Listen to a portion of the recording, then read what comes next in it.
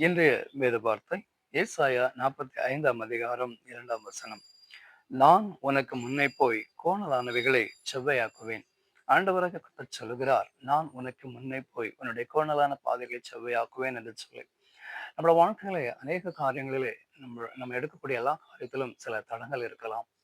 எதிர்காலத்தை குறித்து நாம் சிந்தித்துக் கொள்ளும் போது கூட என்ன பிரச்சனை வரும் என்று சொல்ல சில தடங்கள் இருக்கலாம். ஆனால் எல்லா தடங்கல்களையும் தேவன் என்ன செய்கிறாராம், நமக்கு செவ்வையான பாதையை நமக்கு மாற்றி கொடுக்கிறவராக இருக்கிறார். அதிலே ஒரு மேய்ப்பன் தன்னுடைய ஆடுகளை மேய்த்துக் கொண்டிருக்கிறான்.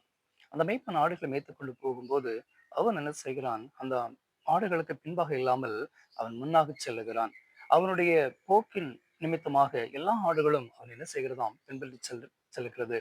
இதில் அந்த ஆடானது தன்னுடைய நேர்மையான பாதையிலே நம்முடைய மேய்ப்பன் வழிநடத்தி செல்வார் என்று சொல்லி அந்த நம்பிக்கையோடு அந்த ஆடுகள் அந்த மேய்ப்பனுடைய பின்பகுதி பின்னை நோக்கி அவன் சென்று கொண்டிருக்கிறது.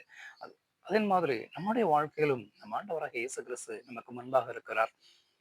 அவர் நம்மை நடத்தி செல்கிறார். நம்முடைய பாதைகள் எப்படிப்பட்ட மேடு பள்ளங்கள் இருந்தாலும் சரி, எப்படிப்பட்ட இன்னல்கள் இருந்தாலும் சரி, எல்லாவற்றிலும் அவர் நமக்கு என்ன செய்கிறார், உதவி செய்ய வல்லவராக இருக்கிறார். நம்முடைய கோணலான வாழ்வை செம்மையாக மாற்ற அவர் ஒருவர் மாத்திரமே முடியும். ஆமென்.